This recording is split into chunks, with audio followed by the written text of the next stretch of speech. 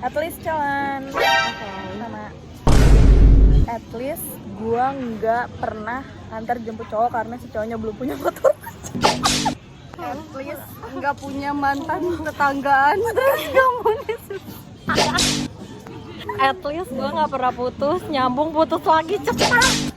At least gua nggak punya mantan plus pacar satu kelas. At least mantan aku nggak kayak beruk. please life after breakup nggak sampai warnain rambut. Sama anjir. At least gak diputusin gara-gara punya cewek baru. At least gua pacaran 4 tahun gak putus.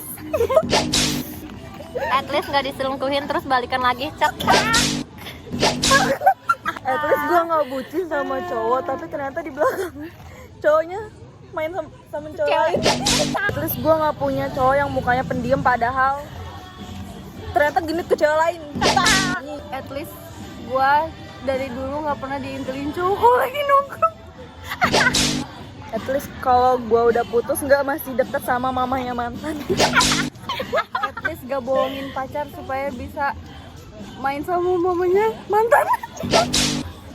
At least udah nyiapin buat daftar TNI, Polri, polisi tapi yang dipilih cewek lain.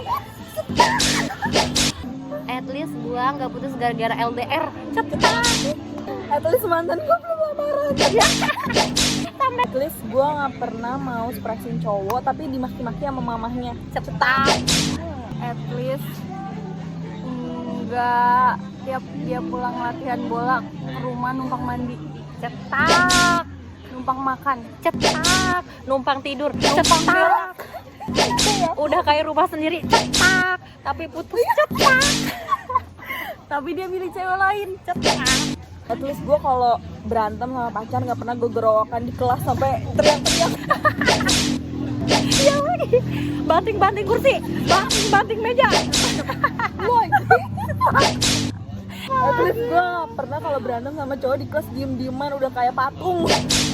At least gue nggak egois, mantan gue nggak boleh punya pacar lain karena dia nggak rela mantannya udah kerja tapi jajanin cewek lain. At least gue nggak tahu semua masalah keluarga cowok gue sendiri sampai berusaha menyelesaikan.